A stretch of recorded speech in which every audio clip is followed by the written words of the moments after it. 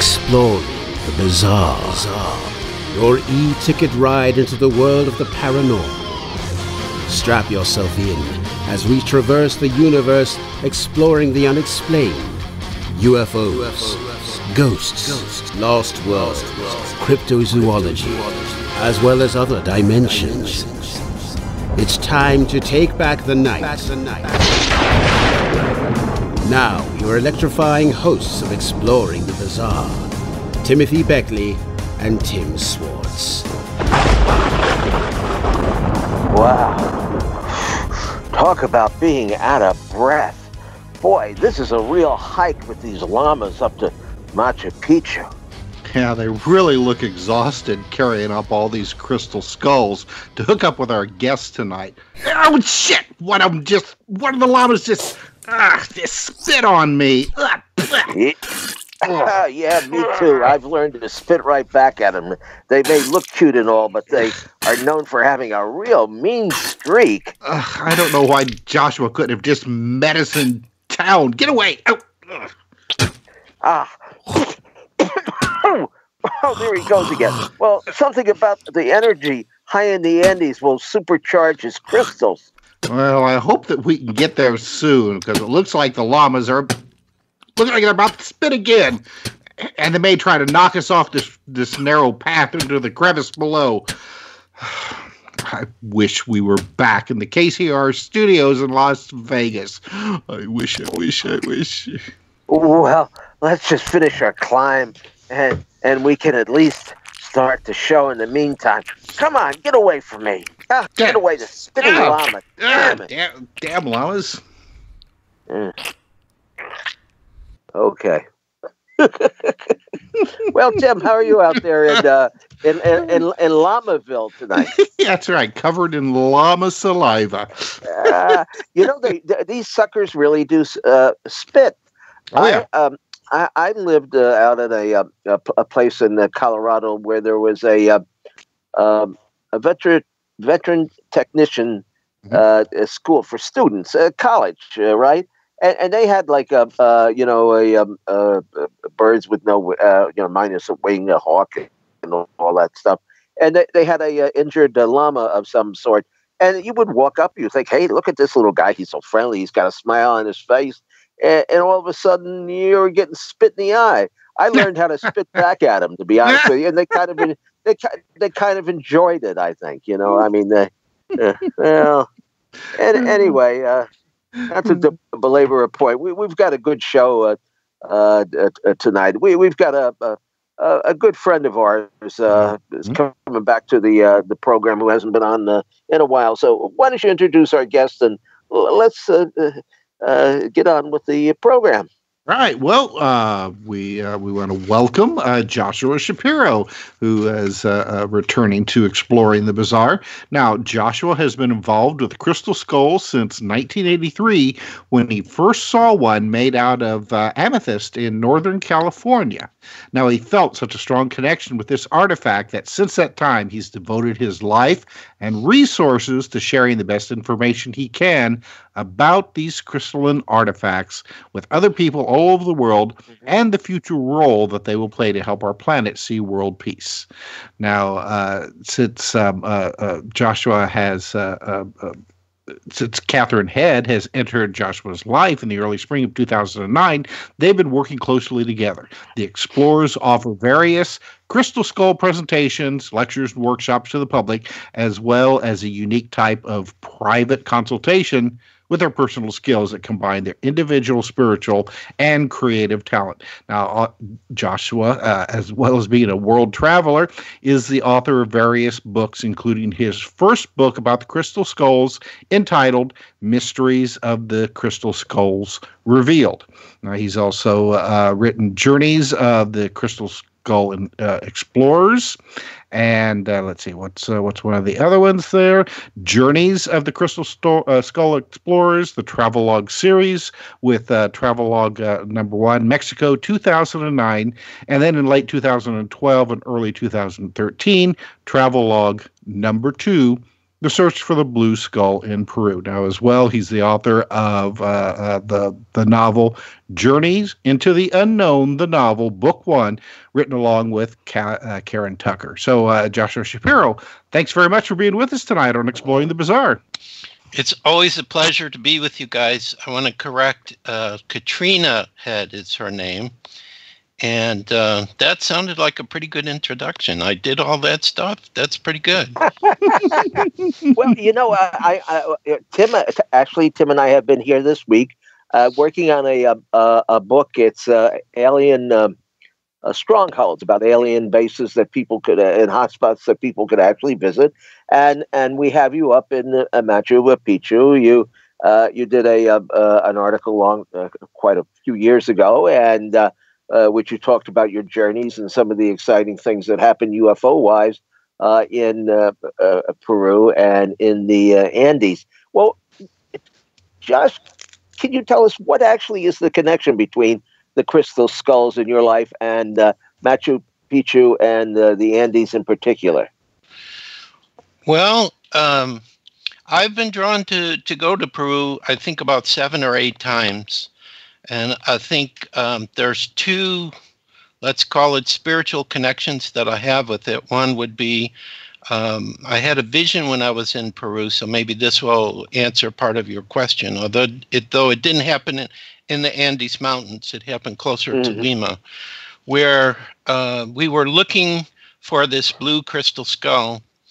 And the road was blocked. This is typical of Peru. They put a large stone in the road when they're working on it so nobody can get past there.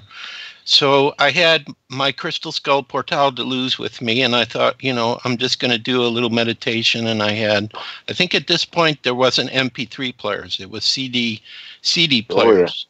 Oh, yeah. So, I played some music, I meditated, and I had a very strong vision, I remember, during that meditation, where I saw myself on a kind of an anti-grav type ship coming from Atlantis and bringing over a bunch of sacred artifacts, of which I'm assuming one of them was probably a crystal skull. So I think that in Peru, even up in the Andes Mountains, because that's actually where I went to go look for the blue skull, high up in the Andes Mountains in the northern part of Peru, I think that there's a lot of things that are hidden up there. And definitely in that area where I went, I heard stories from the local people about seeing spacecraft around this area by this mountain and sacred lagoon that we went to, people walking on the water of the lagoon. And I also had a strong feeling that inside of that mountain, I think, was a city. And I've thought about it for a long time, like a hidden city that I think it's similar to what people say is like in Mount Shasta. It was a Lemurian city underground, like when Lemuria was destroyed, because, part of South America and Peru, I believe, was actually part of Lemuria. And when Lemuria sank, the Andes Mountains rose. So a lot of Lemurian energy seemed to be in that area in the northern part of Peru. And I remember, too... I know, too, that we've published a couple of books by George Hunt Williamson, who used the pen name Brother Phillips, right, who told about being at I guess, a monastery in this area where there's supposed to be a sacred sun disk that's been buried. Well, that would be in the southern part of Peru by Lake Titicaca. That's what he was talking about. And Lake Titicaca is a totally different area. It's very high elevation, but it's not really a mountain. It's just very high elevated lake. But there was a lot of discussion by local people around there about, the gold sun disk that came from Lemuria and was brought to Peru, that they actually had it. Purportedly, I remember going to, I forget what it was called. It was in Cusco, a sacred temple in Cusco. They actually had a stone area where they said the gold disc had been displayed. And then when the Spanish came to invade, it was taken down to Lake Titicaca. And it could be under the water. It could be within the mountain areas of there. Many different theories and so forth. So, but also too, all these once you leave Lima, all these different areas of Peru, it feels like you're going back into time. The energies that you experience around these things is totally unbelievable. And thank God, as I'm traveling in these areas, I had my trusty little computer with me, because if I wasn't writing down what was happening to me every day, there's no way I could have remembered all the things that happened. So actually, the book that Tim talked about, Search for the Blue Skull in Peru, most of that book was written using my journal notes from 3 trips going to look for that crystal skull. Now, what did you? Okay, give us a little bit of background on the history of the crystal skulls. How many? We're not talking about the ones that are manufactured and now and sold to New Agers, but give us a little history about the original crystal skulls. And are there any actually to be found that were dug up or discovered in Peru? Okay, well, of course, all of this is kind of from legends and speculation, but I'll try to give you what I intuitively feel, because I think my soul is very connected with crystal skulls, and there's certain histories and things that have come up that I resonate with. So most people talk about that several possibilities. Either they were created in Atlantis within a very advanced technology that they had, possibly in Lemuria too. Also, there's a discussion about gifts from the gods, which would, of course, represent extraterrestrials bringing crystal skulls to the planet as a tool for helping humanity to awaken to their higher consciousness. And then we have legends talked about, like by the Mayans. There was a conference I attended in Sedona where I got to meet with some Mayan priests, and they were talking about a connection with the Pleiadians, grandfathers from the Pleiades, possibly brought these artifacts, and they considered them to be sacred. So there's also rumors that many indigenous cultures have them: Native American, Mayan, possibly Aztec. But also there have been some that have come out of the Orient too, China and so forth. But most of the skulls coming out of the Orient, they're not human-like. They're stylized skulls, whereas the ones pretty much connected to Mexico and Central America that have been found seem to be more human-like, and also working with quartz crystals. What was the other question you asked me at the end, Tim? There was something else. Were any skulls actually been found in Peru? Oh yeah, right, in Peru. There are, and I actually held, and I think I have a picture in the Blue Skull book where I'm holding a skull, but it wasn't made out of quartz crystal. It was a different type of gemstone.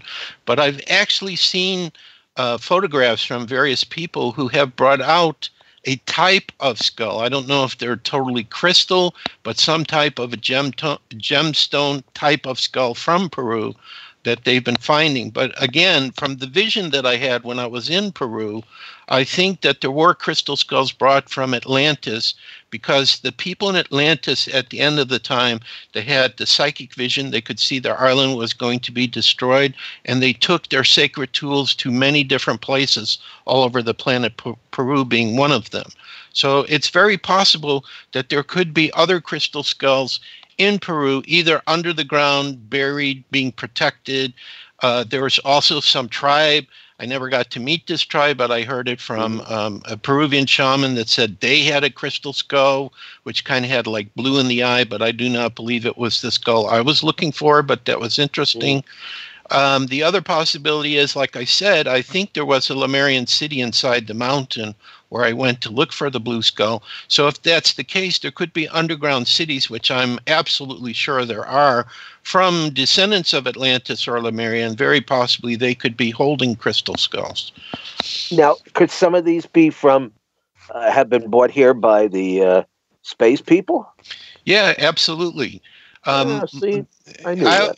I had one experience that showed me that that was possible. But again, you have to understand, with these experiences, it's like you have a personal vision. So how can you prove this? There was one time I visited Brazil where I had a mold of the famous Mitchell-Hedges skull.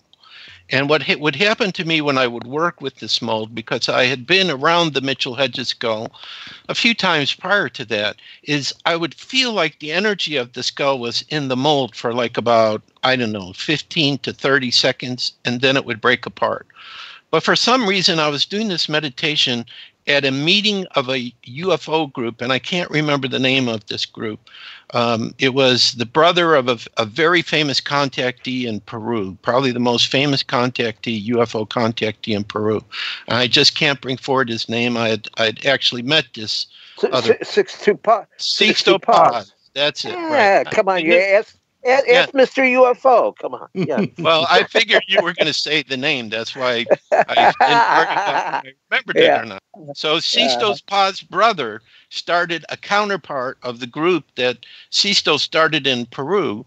And so I was there, and I was sitting at a table with a young girl across from me, and we had the mold of the Mitchell-Hedges skull between us.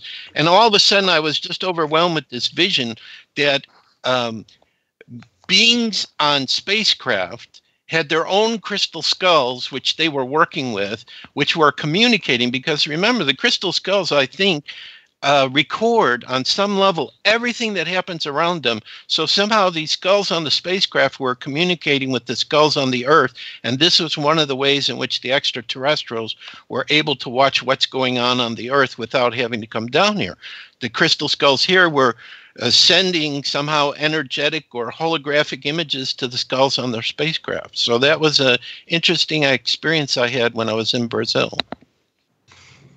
Now, speaking of the Mitchell-Hedges skull, I think I first heard about that skull on In Search Of, which, gosh, I was, probably, a kid. And for a lot of people, that skull is probably the, I don't know, what would you say, like the grandfather of all crystal skulls. There's something about that skull. The way that it was carved, the sheer perfection of the crystal that it was carved out of, that just really makes it stand out. Absolutely. It is. If somebody was to ask me, Joshua, you've seen hundreds of crystal skulls, which one did you feel the closest to? I would have to say that one. I've had very profound experiences around it, and it is almost an exact duplicate of a human bone skull, 2 pieces. One of the things that happened to me was I was interviewed by a British production company for a documentary called The Truth About the Crystal Skulls. I was the only, let's say, pro person that they interviewed. So, of course, after their video came out, I saw on the internet and on the website of the company, which I can't remember. It's one of the major, cable channels like A&E, but it wasn't A&E. It was a different one.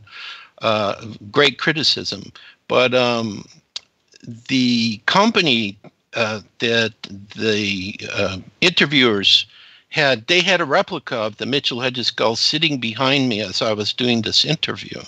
So what I did is I contacted the production company and said, who made that? I said, oh, there's these Chinese carvers that made it. We sent them the exact measurements of the skull, and they duplicated it. And it was pretty good duplication of the crystal skull, but it had no energy whatsoever in it. So in other words, somebody can duplicate this amazing crystal skull that has unbelievable energy. Many people that are in the presence go through transformation with it.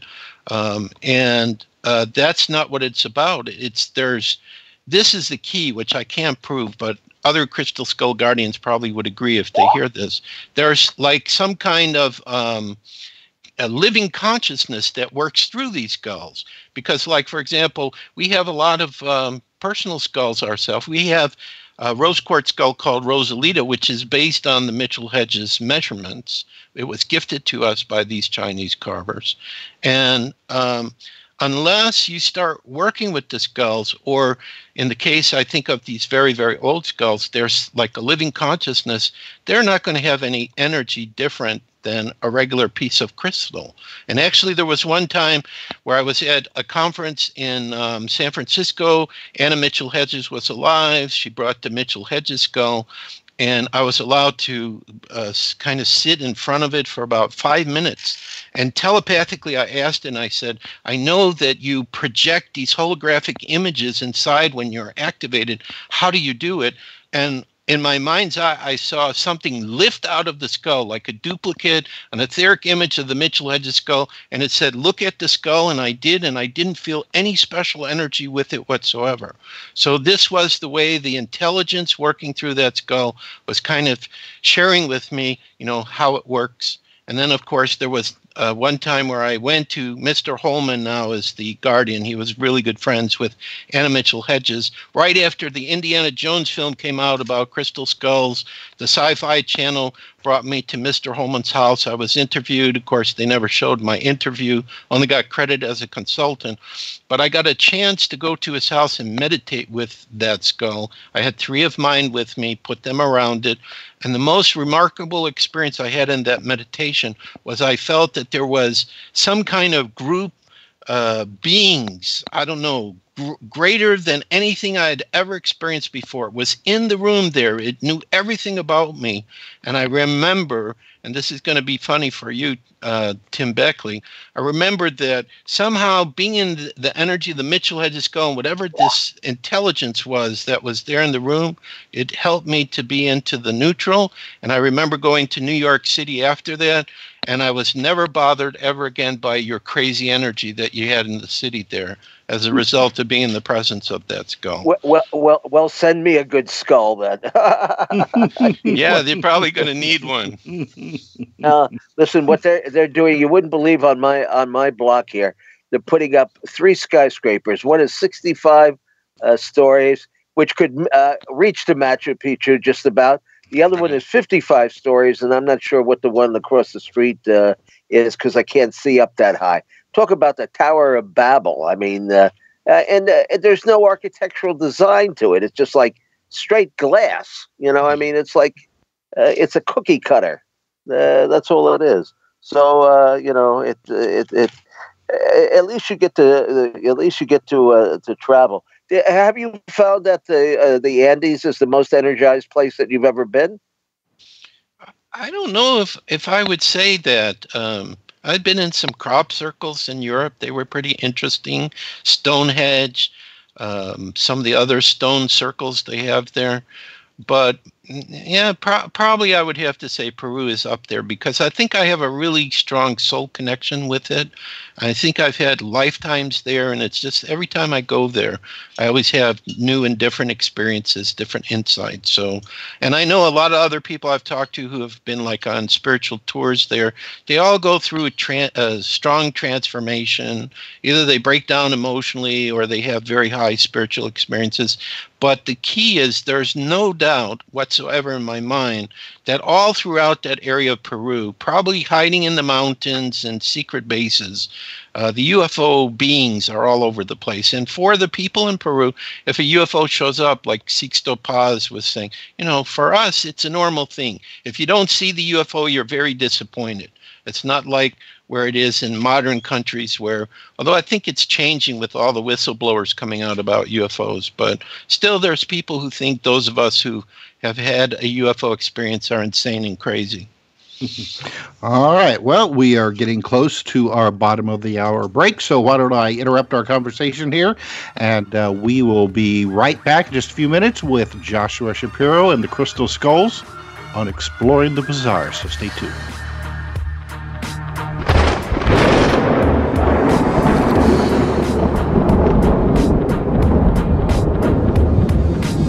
Now back to Exploring the Bizarre with 2 of the most electrifying researchers in the paranormal, your hosts, Timothy Beckley and Tim Swartz.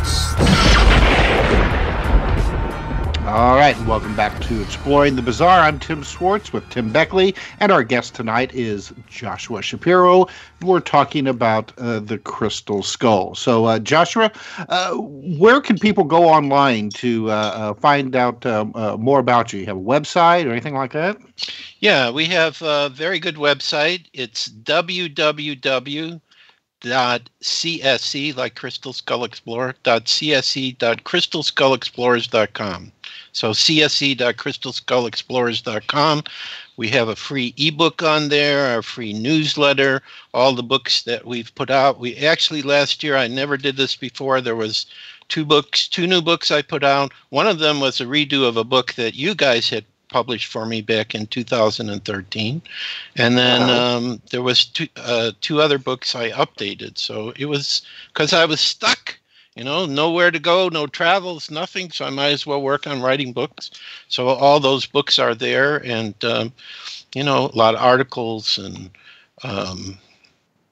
background. People can meet all the crystal skulls that we have. We have about 30 skulls. Some of them are there. So it's an interesting website. It could keep somebody busy for a while. I'm just going over my photos here of crystal skulls, and I found a photo of Dan Aykroyd holding a crystal skull. Of course, he makes a brand of vodka, which is actually packaged in a crystal skull. I don't know if you've had that or not. It's a terrific vodka. If you like vodka, I mean, I'm not making a dime off of it. It's a great, and the crystal skull. I got one on my a tiki bar, So what do you? Okay, so you haven't been in Peru in a while, but are you still traveling, and are you still having paranormal adventures? No, we haven't been able to do that very much lately. Mostly what I've been doing is kind of talking to people through the internet, and I've been paying attention to the magnificent videos that people are sharing on YouTube, basically trying to keep up with what's going on with disclosure and the secret space program and all, these very controversial subjects, and also getting more into the paranormal. The only thing I can say that I've been able to do is because for our novel, which you mentioned in the beginning, Journeys into the Unknown and Back Again, for book number 2, our main character is on the other side. And so in order to write a good story, I've been interviewing various spiritual mediums, talking to whoever is the spirit or the extraterrestrial speaking through these people, to try to get as clear a picture as possible so we can present it in the story. So that's mostly what I've been doing, is kind of like interviewing people through Skype or Zoom, and using that material to write for the book. The only other thing, that I've tried to work on, because I guess, working with crystal skulls, this isn't the way to make a living. I mean, we make some money from it. Sometimes we sell skulls. Sometimes we sell books. Sometimes I'm able to do an online session for someone, which seems to be getting pretty accurate. But, I've had to look at other things like cryptocurrency and CBD oil. But it's kind of doing a combination of different things to keep us going. But I have a vision that one day, because, in the book On the Blue Skull, I talk about a crystal skull that I've never personally been in the presence of it, but I have, it's around me etherically, but I can't prove it, and it talks to me all the time. I have a sensing that perhaps maybe within this year, the next year, maybe this crystal skull will come up, or also too, my guidance keeps saying, you're going to be going to England this year, but I haven't any clue exactly how that's going to happen. So I always stay open, and I'm a typical Aries. If a new exciting adventure comes up and I can do it, I'm right there. Now, when it comes to crystal skulls, there seems to be like an inherent fascination with not only the fact that, I mean, you've got this this piece of crystal. I mean, people are always attracted to crystals, but then a crystal that is in the shape of a skull. What is it about that shape that really seems to draw people in, and why do you think that whomever did these original carvings of these crystal skulls, why they chose the shape of a skull? A lot of people would see a skull and associate that, say, with death or something like that. But these skulls, you don't get that impression from them. No, definitely not. My thinking is that the shape of the human bone skull. Whoever created our form, I listened to one radio show and or show on YouTube where they were saying, excuse me, that they believe, some extraterrestrial group came down here and like we're their descendants or something like that. Somebody came up with the form of the humanoid form and the shape that humanity has. And one of the things that I think that's very interesting is the bone skull itself, to me, represents the capability within every human being, if they develop their spiritual gifts accordingly, to receive cosmic knowledge and information directly. It's like the pyramids. When you go 1/3 of the way down, all of a sudden, things are rejuvenated. There's something about that form that creates amazing energies. And I'm thinking the same thing with the human bone skull. So naturally, quartz crystal, which is a transmitter and receiver of higher vibrational frequency, being put into the shape of a human bone skull, to me, it becomes the computers that the ancients were using. So, like, for example, one time I got a chance to speak at Microsoft because I had a friend who was working there. Bill Gates did not show up, or, any of the high officials. It was just her and some of her friends. But I presented to them, I said, you guys work with the modern computers, but these crystal skulls were the ancient computers because they were created in such a way that they could record all kinds of things going on around them. So one of the feelings that some people have, and this is backed up when we get a chance to work with a sensitive who can link into the energy of a crystal skull, and they start pulling out histories or things that happen around the skull or which civilizations worked with them, is that I believe that these very old ones have incredible knowledge and information encoded inside. If we could ever figure out how to access it, would provide for humanity unbelievable insights into so many things. So, if the extraterrestrials gifted to humanity the crystal skulls, which I think that they did, and, a lot of them, these older ones, have been around for, 2,000, 5,000, 10,000, 100,000, a million years. Imagine what things that they've been able to record, which once they, and they have been, basically, when I started in the 80s, there were only a few crystal skulls, few old skulls known. And now it seems like every year we get contacted by people who say, this family held this skull for many years, and they send us pictures. And these are not new skulls being carved by modern carvers. These are these older ones that have been preserved. So I think the key is that it's in the shape of a human bone skull, which is allowing it to receive amazing information. And as I said before, there's some kind of intelligence, whether it's dimensional, whether it's a nature spirit, whether it's some kind of spirit, whether it's ET, there's a living consciousness that works through them. And that's what I think is creating all these incredible energies around them. All right. Now, I'm looking at a book cover. I'm sorry. I'm looking at a book cover here, Josh. It's called The Star Child Channels, The Crystal Skull from Beyond the Stars. And it's is that an alien crystal skull that I'm looking at, or is that just for photographic purposes? I do not know this book, and I have not seen its cover. I believe you're listed as one of the authors. It's by Dr. Linda. Okay, now I know which book you're talking about. Yeah, we know that. Unfortunately, she was a very dear friend. She passed away. No, this was an actual crystal skull that she received from us, that she put on the cover. Okay. So it would be a contemporary new skull that was created. But she was very connected to ETs, and she had such a loving spirit. We really miss her. She passed away from cancer, so... Okay, so now I know which book you're talking about. Yeah. So now, that was do you do a channeling yourself? Well, I'm not sure how to answer that. Like, let's take, for example, my experiences with my personal skull that I work with the most, Portal de Luz, Portal of Light. So in my mind's voice, I hear Portal de Luz talking with me. He calls me Dad.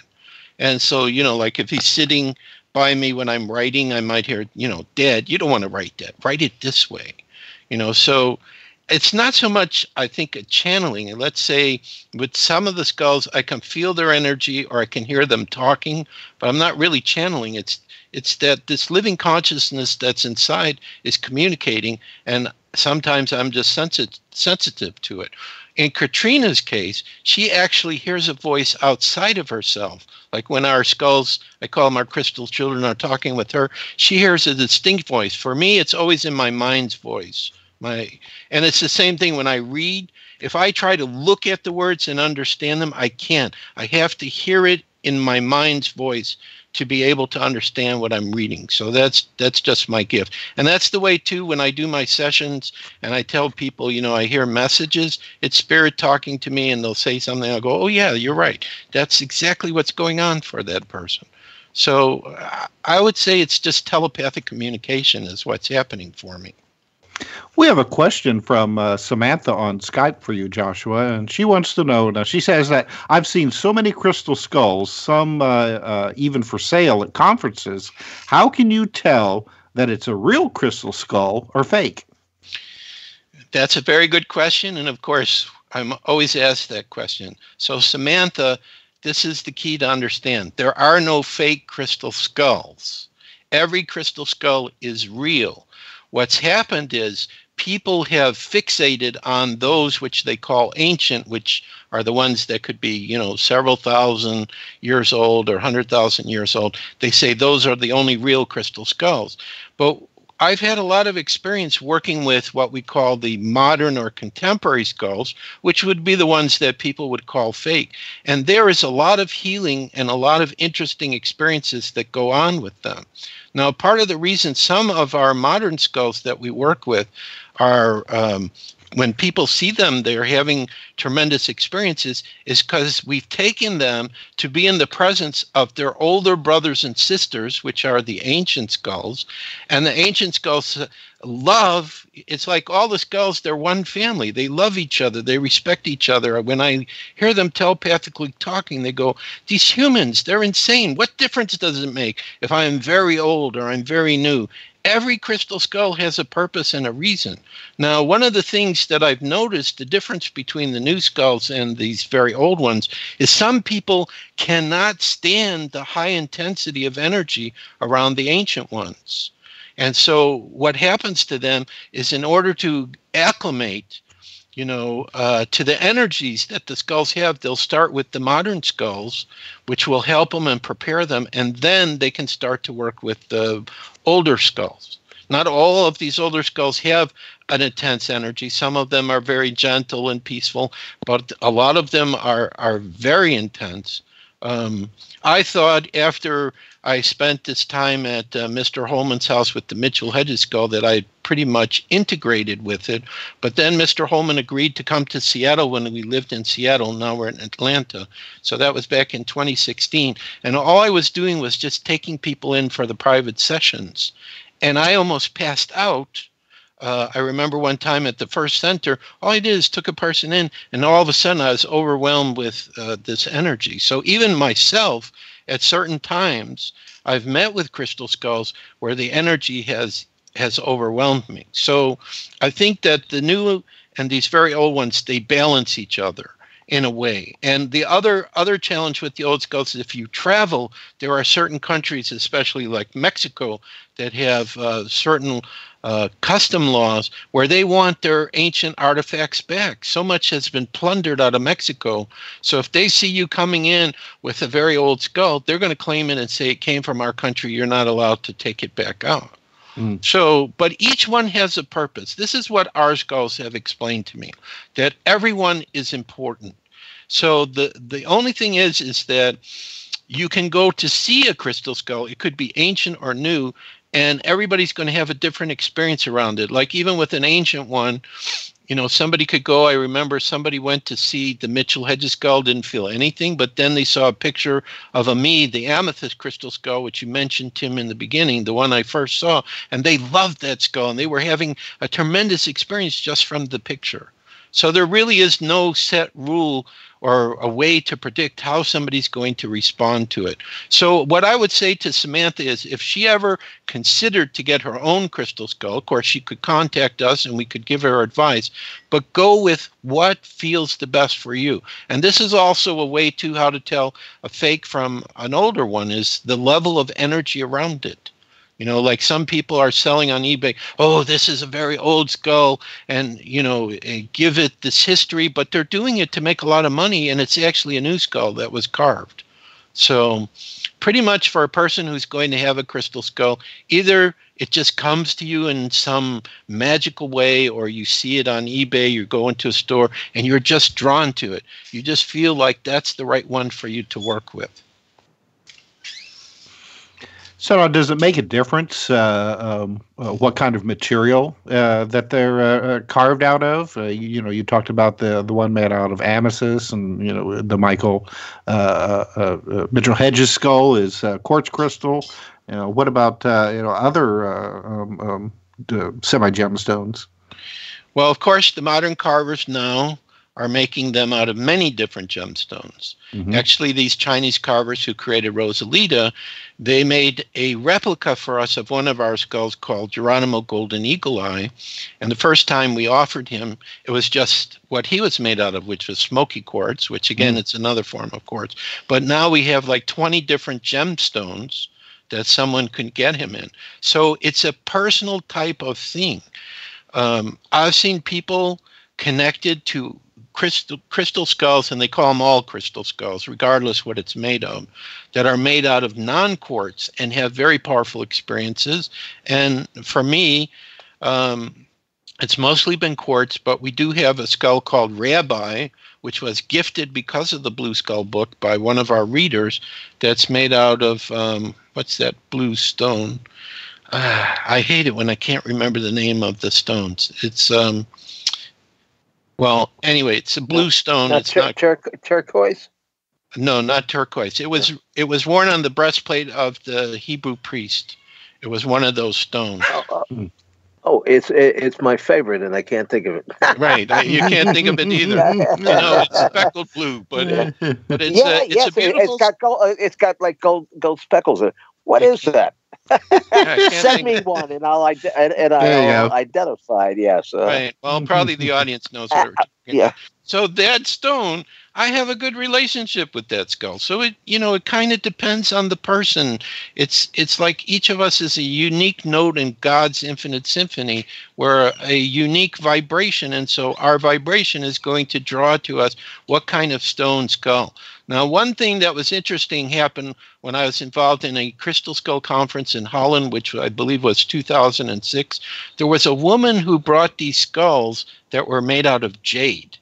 And so we put these, and they were old skulls. They had some kind of symbols on them, which I had no idea where it came from. It was really weird. It was totally different type of skull. So we put them with the quartz skulls, and the two didn't like each other. The energies didn't mesh. But that didn't mean that the jade skulls didn't have a good energy. It's just they weren't compatible.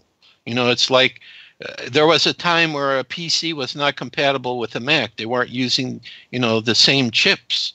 And now they have everything set up so it doesn't matter if you have a Mac or PC, you can send things back and forth.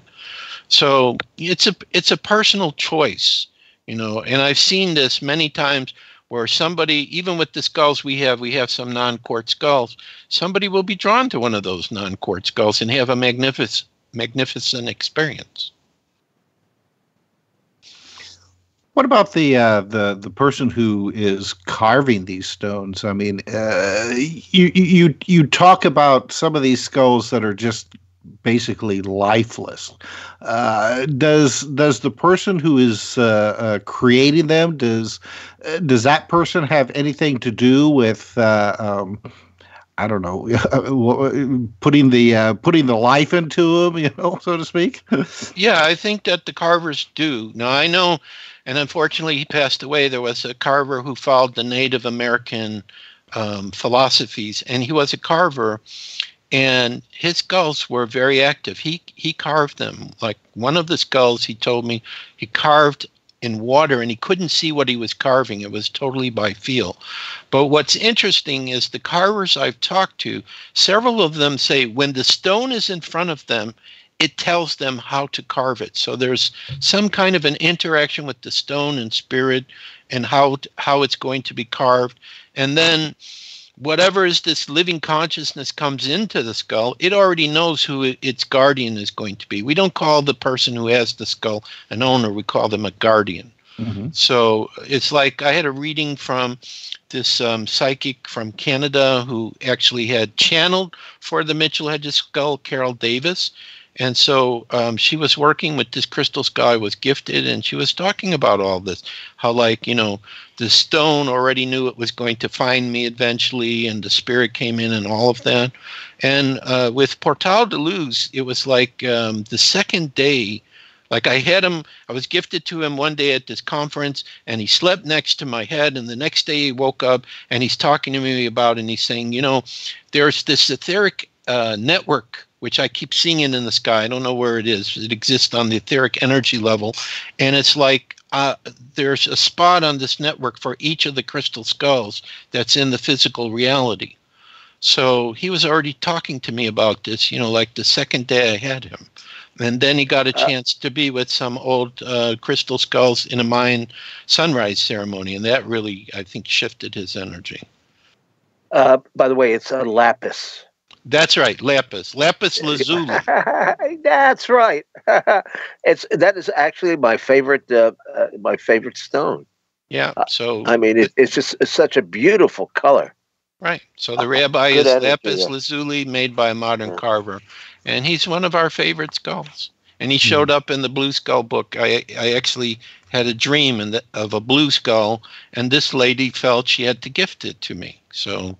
Well, how big what are the sizes of the skulls? Now, some of them are human sizes, like the Mitchell-Hedges one, correct? Right. So and then some of them run smaller skulls, and then there are skulls that are not quite human in appearance. They're kind of odd looking, with a high forehead and so forth. And then there are a lot of tiny skulls. Right, but there's also skulls that are 100 pounds that modern carvers have made, too. So, I mean, it's just how the person's inspired and the stone that they're working with, if it can be put into the proper shape. All right, gentlemen, we've only got about 3 minutes left on the show. So, Joshua, why don't you let our audience know again where they can find you online and your books as well. Okay, so the website, again, is CSE.crystalskullexplorers.com. If you want to send us an email, very simple, crystalskullexplorers@gmail.com. Look up Joshua Shapiro. You'll find me on Facebook, on LinkedIn. Have some interesting Facebook Lives I've done recently off my Facebook page. So those are the main things. Or if you look on Google under Joshua Shapiro and Crystal Skulls, I'll come up near the top there. So it's pretty easy to find me because I've been on the internet since, I guess, the early 1990s when the internet first. You were one of the original troopers. I mean, as far as the internet and all of this material goes. Right. I think I had the first Crystal Skull website because as soon as I learned how. I'm sure you did. Yeah, as soon as I learned how to do HTML and do your own web pages, then I said we're doing a Crystal Skull website. But I also had UFO stuff too on there. So Tim here is our HTML man about the town who's busy working on that alien bases and alien stronghold book. He's almost finished with it, right? Yeah, that's right. I'm slugging along with it. Slugging along, yeah. That's right. It started out as being just a little booklet, and now it's way over 200 pages. But it's a lot of good material in it. Anyway, go out and get the Josh's book and visit his website because he's got a lot of very valuable things to say about the crystal skulls. And even if you're not necessarily a believer, you'll learn a lot about the subject and what other people's experiences have been. And it's a subject that's always fascinated me. I know we've had when we had conferences and all, we had crystal skull. We had a lady from Texas who came with her skull, and very, very, very fabulous thing. And a lot of people that held on to it even claimed that they saw past incarnations. Absolutely. So, All right. Thanks, thank you for Joshua. being on the show, and we'll have you on again soon. And keep looking up and keep climbing through the clouds to the Andes, and watch out for those lava. You've been listening to Exploring the Bizarre with hosts Timothy Beckley and Tim Swartz. They're taking back the night by jetting non-stop across the cosmos in search of the truly bizarre and totally unexplained, with you as their co-pilot. Thursday nights at 7 p.m. Pacific, 10 p.m. Eastern, on the KCOR Digital Radio Network. For more information on Exploring the Bizarre and hosts Timothy Beckley and Tim Swartz, check out their KCOR Digital Radio Network page. Follow their YouTube channel at MRUFO 1100. Exploring the Bizarre.